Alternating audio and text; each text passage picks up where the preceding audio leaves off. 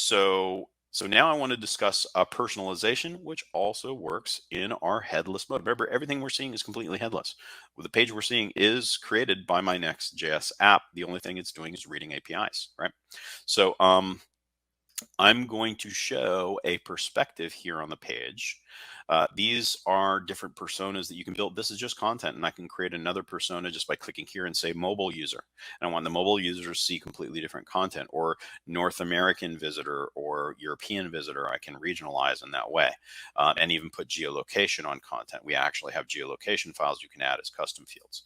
So I can switch over to the vacation type visitor that I want to hit. And I can see that here I have for my winter enthusiast, I don't have activities. I do have for my eco enthusiast, completely different banner, zip lining, diving, hiking, whitewater rafting.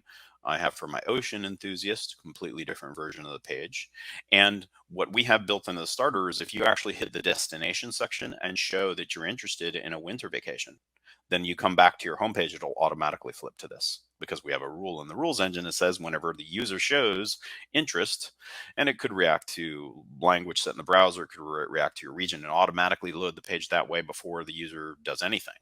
But there's a whole rules engine I don't have time to go into, but that helps to automatically detect who the user is, detect what behavior they're showing, and then you can pull personalized on the content and create many different versions of the page.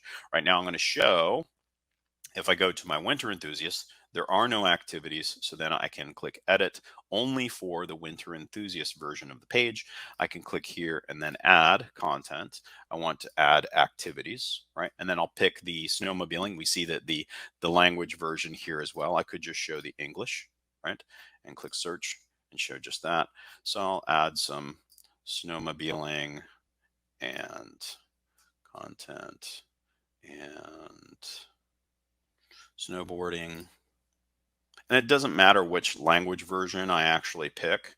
It will automatically show only the one that, and add skiing and maybe cross-country skiing. And now I have created a custom set of activities that I want the user who I identify as someone who's interested in a winter vacation to be able to see on the page.